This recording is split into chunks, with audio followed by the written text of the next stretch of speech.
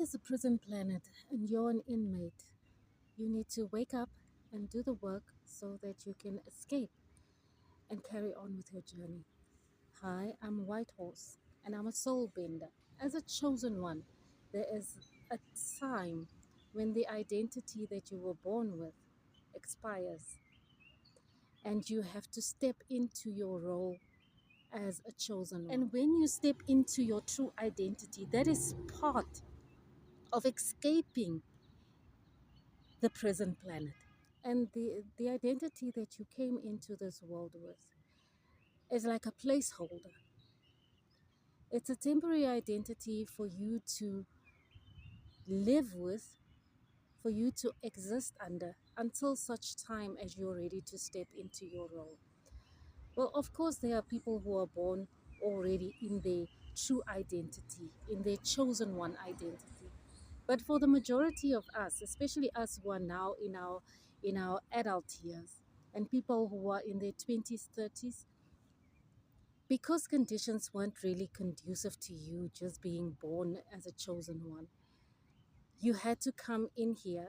You had to come into the world with a temporary identity. You see that happening often with people who have a spiritual calling, where you have to go through many cleansings to clean away the old, to wash away the old identity.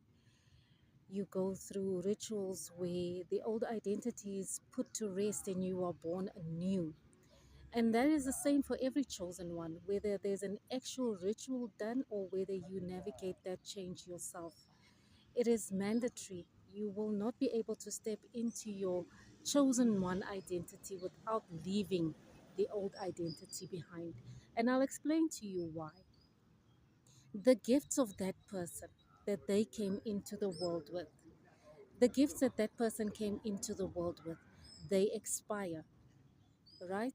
So something that you were very good at in your younger years, or something that you had a great interest in when you were younger, suddenly it doesn't have that same appeal to you any longer.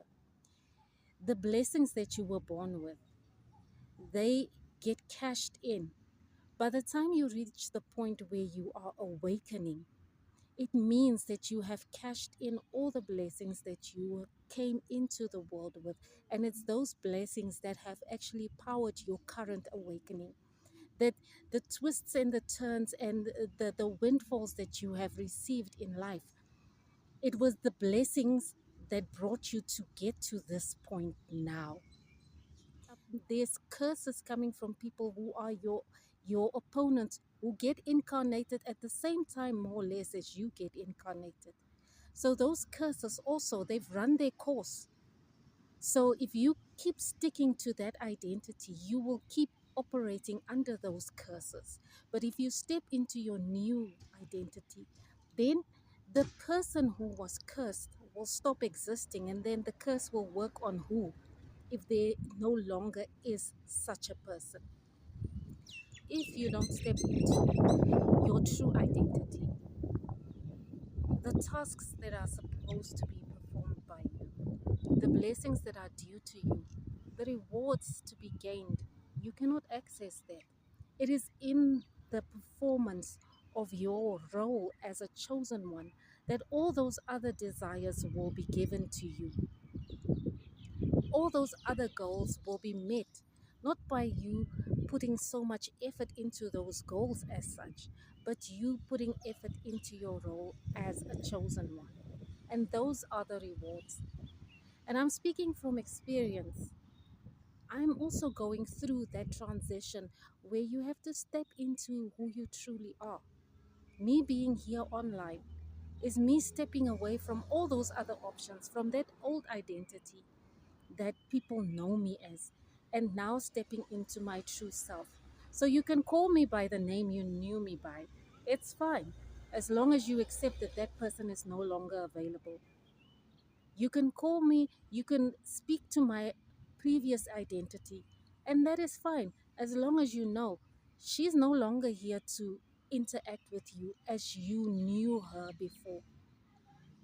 And because that transition is so hard, because that There is so much that you have to lay to rest. There is so much that you have to let go of to step into your greatness. It's the point where many of us fail. Many of us don't have the resilience to make that transition into the new identity. And that's why for many people, their spiritual path is so hard because you keep dodging that point of transition. It's a choice between being stuck in an identity that's going to take you nowhere and stepping into your greatness. And the hope is that you will choose your greatness instead of choosing comfort.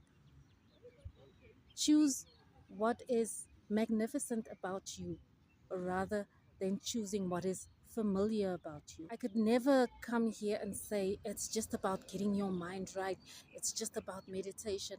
It is a whole shift of you leaving so many things behind that were precious, things by which you defined yourself, and starting to redefine yourself, starting to find yourself anew. Stepping into your true identity is part of escaping the prison planet because you have to accomplish that escape while living. You're not first going to pass away or end this incarnation and then afterwards step into your new identity, step into your freedom.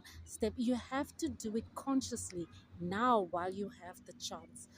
Now while you're alive. Now while you have these opportunities afforded to you. And as a chosen one, you don't have a choice. A point will come where nothing in your life moves forward. Nothing that you try to accomplish goes anywhere. And it's a point where you might feel exhausted, depleted, even defeated. But what it truly is the end of an incarnation that no longer serves you. The end of an identity that is no longer valid. We need to learn how to detach. That detachment is a skill that you need to learn because you're going to need it at some point in your life. And power lies on the other side of that detachment. Greatness lies on the other side of that detachment. Your true calling, your true identity lies there at the point where you can detach from who you came into this life as. Your point of power lies at where you can detach from your small, old identity and step into your new, greater identity.